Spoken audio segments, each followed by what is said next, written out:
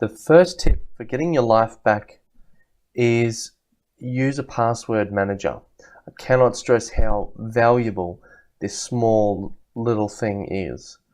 Now, I use Lastpass, but there's a number of products out there that you can use. Now, Google offers a little password manager that'll follow you around, and so does Apple. But one thing to be wary of those is you start to become a little bit platform dependent.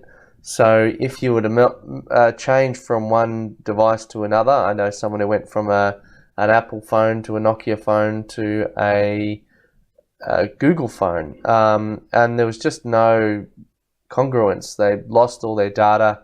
They couldn't migrate all their contacts. The Google wants to do Google things to all of your data, so it'll want to turn your spreadsheets into Google Sheets. And then Apple wants to do Apple things to all of your data and wants to force it onto iCloud. It wants to do that sort of thing. So it's probably best not to have your passwords, which is arguably the most important thing that you can have, left to the devices of these large competitive companies, because they're going to try and block each other out as a tactic. So I use Lastpass because it's a third-party company. They have, I think at the moment it costs about $2 per month for the subscription, or $30 a year. The other thing that it does is you can log in and you can put all sorts of data in there. It's not just passwords. So you can put secure notes. You can put, I've got a color photocopy of my passport in case I lose it overseas. You can put answers to security questions that usually stump you. You know, they say, what was your first street, or what was your first pet? And you might be, at the time you write it, you might think, oh, it was my pet dog. And the next time you go to access it, you go, well, it was my pet lizard when it was much younger. So sometimes some of these things are a little bit, they're not as clear cut, and they kind of force your hand on the decision you make for one of these secret questions. So, like I said, I use Lastpass, and by my little diagram here, you can see the red one being Lastpass, really the only password you have to remember. Well, actually, no, you probably have to remember one other password, and that's the login to your email. And that's how you would recover or open it up on a strange device.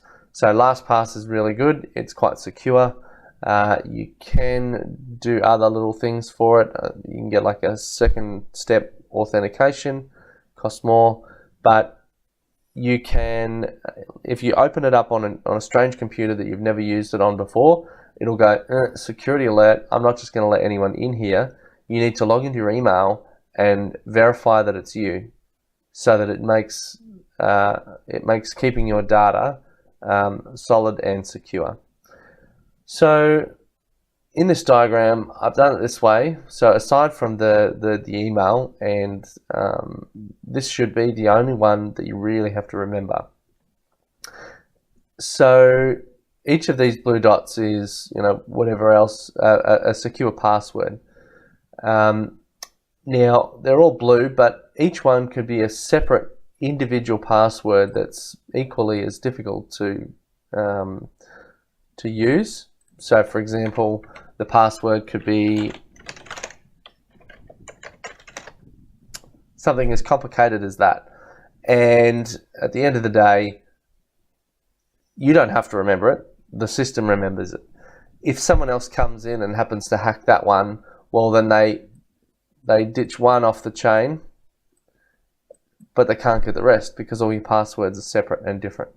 And usually those things are the lower grade platforms, like a website you logged into to buy something, an online purchase.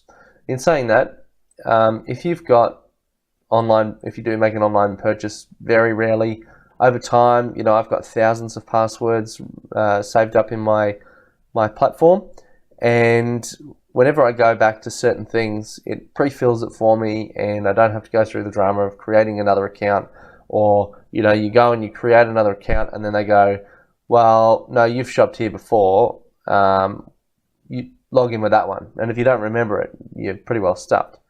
So this helps to mitigate that. What it also does is it puts a little icon up in your Chrome browser. So just imagine this is my Chrome browser. It also works in Firefox if that's what you choose to use. But you can see here this little pop down. So not only is it telling me it's got 13 possible passwords for the thing that I was in at the time, and I believe that was my email. Basically, you can create a number of aliases. So for example, with my email, I have clients, sometimes they'll give me a password and an email so that I can do work in their company on their behalf. And in order to log on, I just basically select from a drop down and pick who I want to log in as. And that allows me to, you know, work as on their behalf. It allows me to keep that access if they want me to keep that access. But it also allows me to have different versions of things. So I might have a one email address for one website and another email address for another website. That allows you that segregation if you choose to do that. I also have my access to my wife's email, and she has access to mine, just so that we can help each other out with things, or rescue each other's Lastpass account if it comes to that. So getting back on that, don't ever lose that password. Don't ever forget it, because if you do that, you're locked out of everything and you won't have access to any of these anymore. So make sure it's something you don't forget. Now, it does follow you around the web and it will capture passwords. So you log into something, a little box will appear in the top right, and you can go add to LastPass. Alternatively, you can click on it and just double check some things. So make sure it's captured the right information. Sometimes it might capture a user ID when really you want it to capture the email address. Other times it'll pick up something else, or it won't put in the username. These are rare little faults, but it's good just to make sure that you've got the right information. And then if you don't want to add it, just click Not Now. Sometimes I'll log into a banking page and I don't have my banks on there. I remember those. And it'll ask me, do I want to save that login? I just say no. Worst case, if you want to even further security, you just log out, do your banking, do your secure stuff, and then log back in. It'll autofill passwords. So when you go to a website, it'll put in the username and username and password. And you can use it on your phone or laptops or computer. So sometimes, you know, I'm at the bank, or even like a door code, you know, in my head, or I don't have it written down.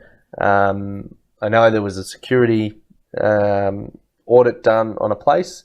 Guy walked in, he goes, I can open every safe in here. And the people who were responsible for the safes had actually put the code in pencil in fine print on the ceiling. So that made it completely insecure. So if you have a password, you have something, you know, even if you lose your phone, you lose your computer, you can always go back in somewhere else and log in and get all that information that you need. As I mentioned, you can use multiple aliases, and it basically just helps you around on the web. So it is very important to have something like this, particularly in these days. We've got so many things going on the computer. There's so many logins, there's so many things to access.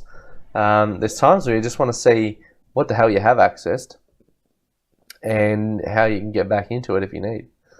So these are the things that will help you to save an immense amount of time every day, even just logging in on something. Like I think I save, particularly if you were to reset the password and figure out how to get in, it would save me at least 20 minutes a day logging into things. And that's someone who accesses, I think the average is, 20 websites a day that you access. So it might save you 30 seconds, it might save you 2 minutes, it might save you 5 or 6 minutes. So having a password manager is absolutely invaluable. And it's usually the first thing I recommend to anyone because it's one of the easiest things to implement. And you'll find that once you start using that, it'll just get easier and easier and easier. By the time you've logged into everything for the first time, even if there's things that you can't remember how to get into, you just go forgot password, and then enter a new one, get it to generate a secure password if you like, or just put in another one. But over time, everything will start to turn up in there, and you'll find it so much easier.